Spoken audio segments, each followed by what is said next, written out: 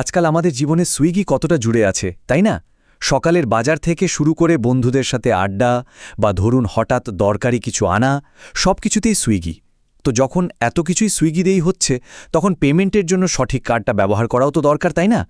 আজ আমরা এইচডিএফসি আর সুইগির দুটো কার্ড, একটা অরেঞ্জ আর একটা ব্ল্যাক, এই দুটোর মধ্যে একটা তুলনামূলক আলোচনা করব। আর আমাদের আজকের আলোচনার মূল ফোকাস এটাই। 2026 সালকে মাথায় রেখে আমরা দেখব কোন কার্ডটা আমাদের খরচের উপর সবচেয়ে ভালো রিটার্ন দিচ্ছে, কোনটা বেশি সাশ্রয়ী আর কোনটা দিচ্ছে একটু বেশি সুবিধা। চলুন তাহলে গভীরে যাওয়া যাক। তো আমাদের পুরো আলোচনাটা এই 5টা ভাগে সাজানো হয়েছে। আমরা এক এক করে প্রত্যেকটা বিষয় দেখব, যাতে শেষে গিয়ে একটা পরিষ্কার ধারণা তৈরি হয়। ঠিক আছে, তো চলুন শুরু করা যাক। প্রথমেই দেখে নিই এই কার্ড দুটো আসলে কাদের জন্য তৈরি, কারণ দুটো কার্ডের উদ্দেশ্য কিন্তু বেশ আলাদা। অরেঞ্জ কার্ডটা হলো ধরুন তাদের জন্য যারা খুব হিসেব করে চলেন, মানে যারা সবে ক্রেডিট কার্ড ব্যবহার করা শুরু করেছেন বা মাসে একটা নির্দিষ্ট পরিমাণ খরচ করেন, তাদের জন্য এটা একদম পারফেক্ট। আর অন্যদিকে ব্ল্যাক কার্ডটা হলো একেবারে প্রিমিয়াম ব্যবহারকারীদের জন্য, মানে যারা বেশি ক্যাশব্যাক চান, বেশি ক্রেডিট লিমিট চান, আর কার্ডটার সাথে যে একটা স্ট্যাটাস জড়িয়ে আছে সেটাও উপভোগ করতে চান। আর দুটো কার্ডেরই সবচেয়ে সেরা ব্যাপারটা কি জানেন? এখানে কোনো রিওয়ার্ড পয়েন্টের ঝামেলাই নেই। যা ক্যাশব্যাক পাওয়া যাবে সেটা সরাসরি মাসের শেষে বিল থেকে টাকা হিসাবে বাদ হয়ে যাবে, মানে একেবারে সোজাসাপটা হিসাব, কোনো জটিলতা নেই। আচ্ছা, সুবিধার কথা তো হলো, কিন্তু পকেট থেকে খরচবে কত? চলুন এবার পরের পর্বে যাওয়া যাক। কার্ড দুটোর খরচের দিকটা একটু দেখে নিই, মানে বার্ষিক ফি কেমন। দেখুন, অরেঞ্জ কার্ডের ক্ষেত্রে একটা দারুণ ব্যাপার আছে। যদি বছরে 1.5 লাখ টাকা খরচ করা হয়, তাহলে এর বার্ষিক ফিটা পুরোপুরি মাফ হয়ে যায়। তার মানে ঠিকঠাক ব্যবহার করলে এই কার্ডটা প্রায় বিনামূল্যেই ব্যবহার করা যেতে পারে। কিন্তু ব্ল্যাক কার্ডের একটা নির্দিষ্ট বার্ষিক ফি আছে, যেটা মাফ হয় না, তবে এর ক্যাশব্যাক এত বেশি যে সেই ফিটা খুব সহজেই উঠে আসে। তো ব্যাপারটা কি দাঁড়ালো? সোজা কথায়, যারা একদমই ফি দিতে চান না আর মোটামুটি একটা খরচ করেন, তাদের জন্য অরেঞ্জ কার্ডটা সেরা। আর যারা সুবিধার জন্য একটু খরচ করতে রাজি আছেন আর জানেন যে ক্যাশব্যাক দিয়ে সেই টাকাটা তুলে নেবেন, তাদের জন্য ব্ল্যাক কার্ড। এবার আমরা চলে এসেছি সবচেয়ে গুরুত্বপূর্ণ অংশে। আসল খেলাটা তো এখানেই, মানে ক্যাশব্যাকের লড়াই।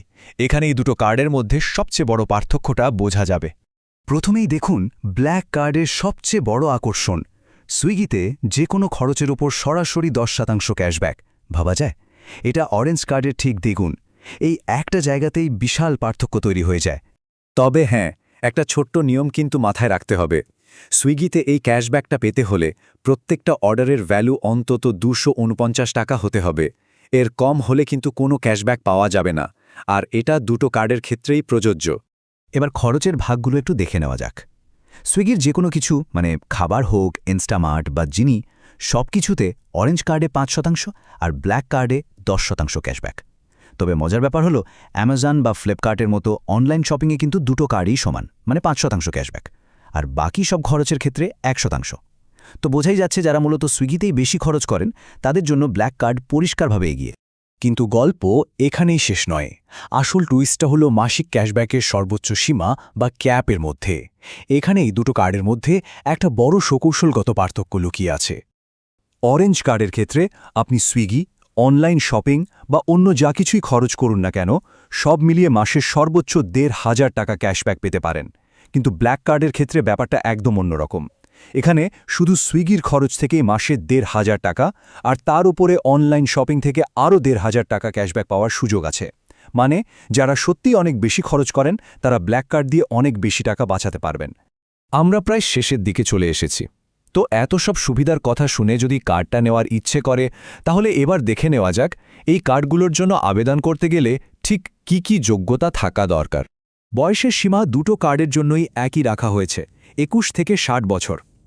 কিন্তু আসল তফাৎটা হলো মাসিক আয়। অরেঞ্জ কার্ডের জন্য মাসে 30,000 টাকার বেশি আয় থাকলেই চলবে, কিন্তু ব্ল্যাক কার্ডের জন্য মাসিক আয়টা বেশ অনেকটাই বেশি, মানে 80,000 টাকার ওপর হতে হবে। আর হ্যাঁ, দুটো কার্ডের জন্যই ক্রেডিট স্কোর যদি 750-এর বেশি থাকে, তাহলে কার্ডটা পাওয়ার সম্ভাবনা অনেক বেড়ে যায়। তো এতক্ষণ ধরে আমরা ফি, ক্যাশব্যাক, যোগ্যতা সবকিছুই দেখলাম। এবার সময় ফাইনাল রাউন্ডের। শেষ পর্যন্ত কোন কার্ডটা বেছে নেওয়া উচিত, চলুন সেই সিদ্ধান্তে আসা যাক। আচ্ছা, তাহলে অরেঞ্জ কার্ডটা কাদের জন্য সেরা? ধরুন যারা মাসে হয়তো 4-5 বার সুইগি ব্যবহার করেন, কোনো বার্ষিক ফি দিতে চান না, আর ফ্রিতে সুইগি ওয়ান মেম্বারশিপের সুবিধাটা নিতে চান, তাদের জন্য এটা একটা দারুণ অপশন। ক্যাশব্যাক কার্ডের দুনিয়ায় পা রাখার জন্য এটা একটা চমৎকার প্রথম ধাপ হতে পারে। আর অন্যদিকে ব্ল্যাক কার্ড, এটা তাদের জন্য যাদের লাইফস্টাইলটাই সুইগি নির্ভর। মানে মাসে 8-10 হাজার বা তারও বেশি খরচ হয়, প্রায় রোজই ইনস্টামার্ট বা খাবার অর্ডার করা হয়, আর মূল লক্ষ্য হলো ক্যাশব্যাকটাকে সর্বোচ্চ পর্যায়ে নিয়ে যাওয়া। তাদের জন্য বার্ষিক ফি দেওয়াটা কোনো সমস্যাই না, কারণ তারা জানেন যে ক্যাশব্যাক দিয়েই সেই টাকাটা খুব তাড়াতাড়ি উঠে আসবে। আর এটাই হলো আসল কথা, যারা হেভি ইউজার তাদের জন্য ব্ল্যাক কার্ডের ওই বাড়তি ফিটা একদমই গায়ে লাগবে না। 1-2 মাসের ক্যাশব্যাকেই ওটা উসুল হয়ে যাবে। তাই লম্বা সময়ের কথা ভাবলে তাদের জন্য ব্ল্যাক কার্ডটাই পরিষ্কারভাবে বিজয়ী। তাহলে শেষ পর্যন্ত প্রশ্নটা এটাই, যেখানে আজকের বাজারে 10% ক্যাশব্যাক পাওয়া প্রায় অসম্ভব, সেখানে নিজের খরচের ধরন বুঝে পয়সা উসুলের এই লড়াইয়ে কোন কার্ডটার শেষ হাসি হাসবে, অরেঞ্জ নাকি ব্ল্যাক? উত্তরটা কিন্তু লুকিয়ে আছে আমাদের নিজেদের খরচের অভ্যাসের মধ্যেই।